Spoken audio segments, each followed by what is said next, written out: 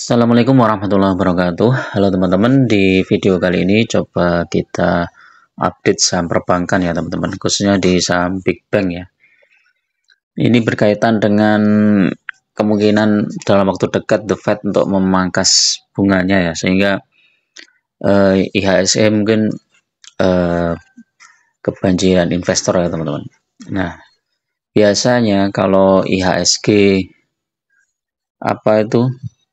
saat The Fed dipangkas bunganya, maka IHSG akan naik ya. Dan tentu saja saham-saham perbankan tuh salah satu saham yang paling dibidik ya teman-teman. Sehingga potensi kedepannya untuk saham-saham perbankan ini dalam jangka pendek maupun menengah ini sangat bagus ya. Bisa jadi nanti saham-saham sektor perbankan itu akan mencapai titik tertingginya di masa-masa sekarang ya. Terutama mungkin dalam waktu sekitar seminggu atau 2 minggu ya. Selama kondisi suku bunga di Amerika turun ya. Nah, kira-kira dari potensi seperti itu, saham-saham apa saja yang berpotensi naik ya. Terus kira-kira target harganya di berapa ya. Jadi kalau teman-teman baca di bisnis.com ini ya. Nah, ini apa judulnya ini ya. Prospek saham BCA, Bank Mandiri, BRI, BNI di tengah sinyal pemangkasan suku bunga. Jadi ini sinyal kuat pemangkasan suku bunga segera dimulai pada September. Jadi kemungkinan ini ya Agustus sampai September nanti IHSG akan naik teman-teman ya. Dan terutama saham-saham perbankan ini akan mantul ya, terutama untuk saham-saham yang sudah terkoreksi cukup dalam ya. Seperti Bank BRI, kemudian bank yang lainnya ya. Kalau BCA itu kan udah masih tinggi ya, cuma dia sudah terkoreksi sedikit, mungkin dia akan naik lagi mungkin ya. Penurunan suku bunga terjadi di bulan September setidaknya 25 basis point sampai dengan 50, menjadi katalis positif pasar saham baik global maupun domestik di Indonesia. Jadi kurs rupiah di sekitar 15.000 sampai 15.500. Kemudian asing masuk secara sentimen dan domain positif ke market Indonesia. BCA mengalami kenaikan laba IPS ya.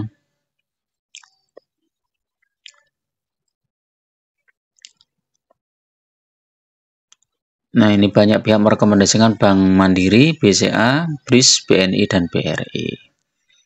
Nah, ini kita lihat dari sektor BCA dulu ya teman-teman.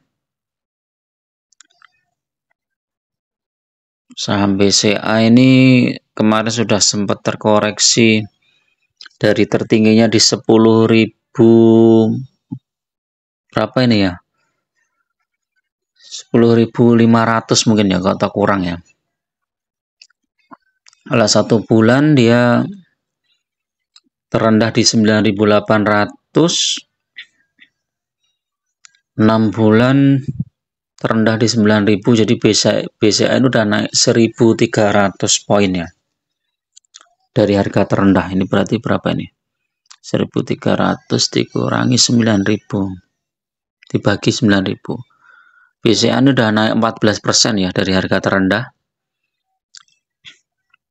Udah 1 tahun ini sudah tumbuh mungkin ya,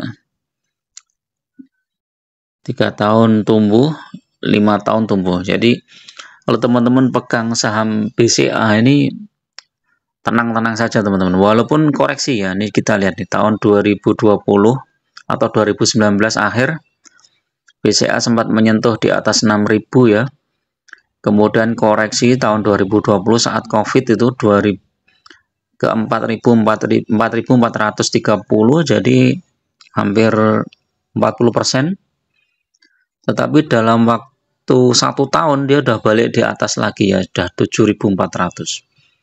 Jadi betapa kuatnya ya ini saham BCA ya, karena investor tuh begitu yakin ya, sehingga ketika saham ini terkoreksi dalam, mungkin investor-investor besar ya, kakap itu udah mulai koleksi ya. Saat koreksi, kemudian saat koreksi, dan saat koreksi paling dalam di 4.400 ini udah banyak yang masuk ya. Ini kalau masuk di sini 4.400 ini udah cuan 2 kali lipat, masih ditambah dividen ya, sekitar 2,5%. 2,5% kali berapa tahun itu udah lumayan ya, cuannya banyak. BCA ini ya, coba kita lihat analitiknya.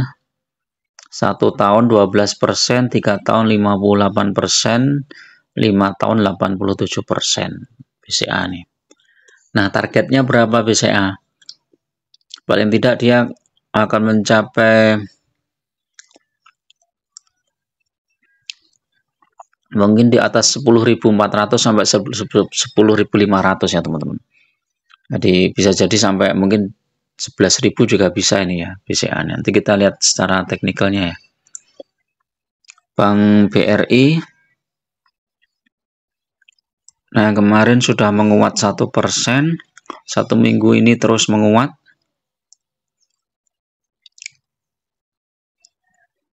Nah, 3 bulan juga masih menguat ini ya.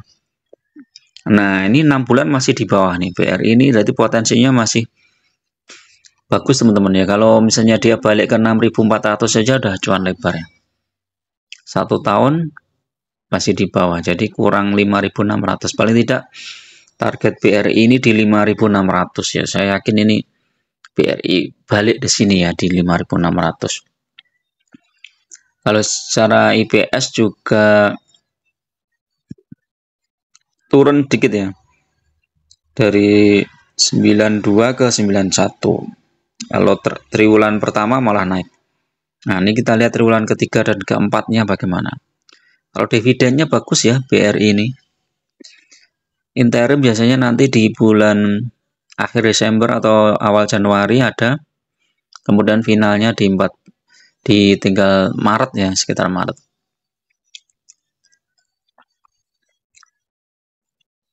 Ini untuk dividennya mungkin ya masih di sekitaran 300-an ya. Kita tunggu dulu di laporan triwulan ketiga ya. Karena laporan triwulan ketiga dan keempat ini biasanya naik.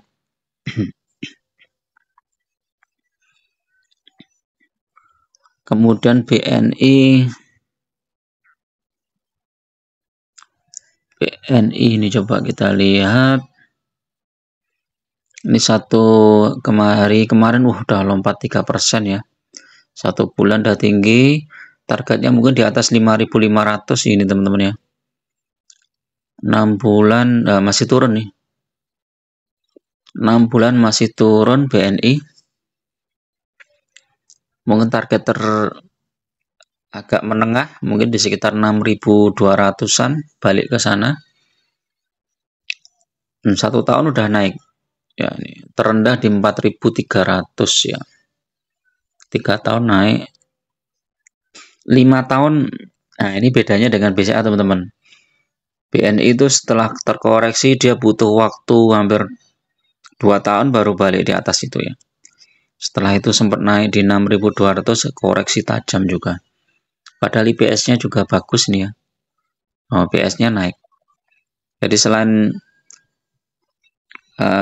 fundamentalnya bagus, ternyata harga sahamnya tidak sebagus BCA ya. Makanya BCA ini tetap, walaupun harganya udah mahal, tetap diburu investor teman-teman ya. Karena mereka tenang aja ya pegang saham BCA itu ya.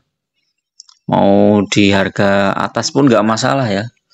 Sehingga ketika BCA itu terkoreksi ya banyak investor berbondong-bondong masuk ya. Sehingga kalau kita lihat harga BCA juga susah untuk turun ini. Kemudian BMRI kita cek, ini termasuk dividennya paling besar ya. Hampir sama dengan BRI ya. 1 minggu masih turun. Nah, ini berpotensi naik ini Bank Mandiri. Targetnya di 7.400. 1 tahun naik. 3 tahun naik. Nah, ini grafiknya mirip-mirip Bank BNI ya, cuma 2 tahun dia baru balik lagi, tapi setelah itu melesat ya. Kalau beda dengan BNI lambat ya melesatnya. Ini lebih BBV-nya juga lebih tinggi dibandingkan BNI ya. Tapi secara charge jangka panjang Bank Mandiri ini menarik. Jadi kalau mau masuk ini bisa dipertimbangkan sekarang. Nah, kita lihat chartnya ya.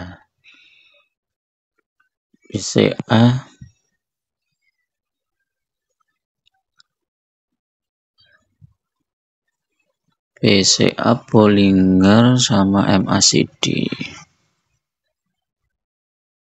Coba kita cek. MACD-nya turun ya BCA ini ya. Kemungkinan masih ada koreksi nih teman-teman. Kalau mau koreksi tunggu di sekitar 10 ribuan ya.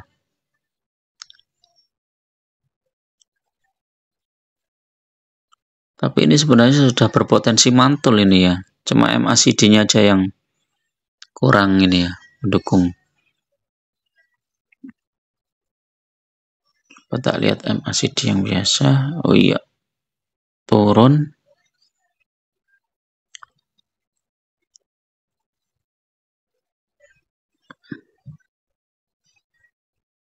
Nah, ini sebenarnya ada potensi mantul nih ya. Kalau koreksi dia di 10.250. Habis itu mantul nih ya. Mungkin di sekitar 10.000, naik lagi sampai 10.500-an mungkin ya. Atau bahkan lebih ya. Coba kita cek. Rekomendasi stokastik masih sell ya. Foreign. Oh, foreign udah mulai jualan. Kalau hari ini pembukaan turun, teman-teman siap-siap aja nih, sekitar 10 ribuan ya. Tapi kalau naik dia bisa langsung ke 10.500 nih. Ya. BRI coba cek. Wih, ini masih kuat nih BRI. BRI masih kuat, kemungkinan masih lanjut ini BRI.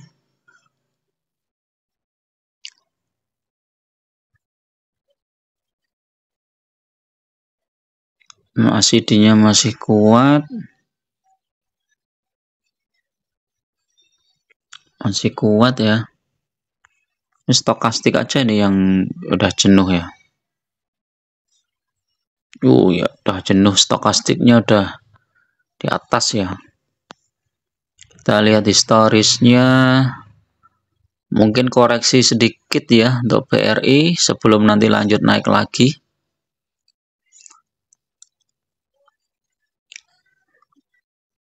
BRI teknikalnya coba. Kalau koreksi ditunggu di sekitar 5.100-an ya. Tapi kalau mantul dia lanjut ke 5.250 sampai 5.500 ya BRI ini. Kalau untuk jangka panjang nggak masalah. Mau masuk di harga berapapun, apalagi kalau menabung saham nggak masalah. Kita lihat historisnya, mulai naik itu di bulan apa ini ya? Mencapai tertinggi di Agustus, November baru mulai naik ya, historisnya. Bank BMRI.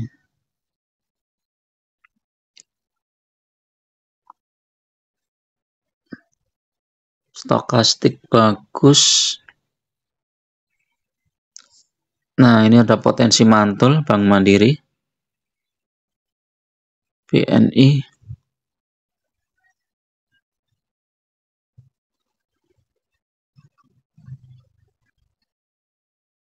Mungkin koreksi dulu nih ya BNI ini ya. Coba kita lihat MACD-nya. Malah menguat nih ya.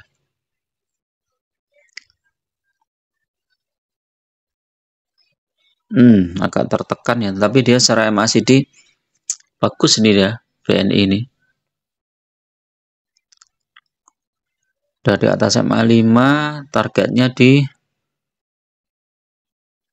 5.500 sampai 5.700 ya mungkin ini ya, coba cek. Ya, bisa jadi nih dibawa ke sini 5.600-an ya mungkin ya BNI. Oke, itu dulu teman-teman untuk review saham sektor perbankan ya. Mudah-mudahan bermanfaat. Tetap gunakan data dan fakta dalam berinvestasi. Jangan terjebak di saham-saham gorengan atau saham-saham yang baru IPO ya. Lebih sayangi dana kalian ya, karena udah mengumpulkan susah-susah, jangan sampai terjebak di saham-saham seperti itu. Terima kasih. Assalamualaikum warahmatullahi wabarakatuh.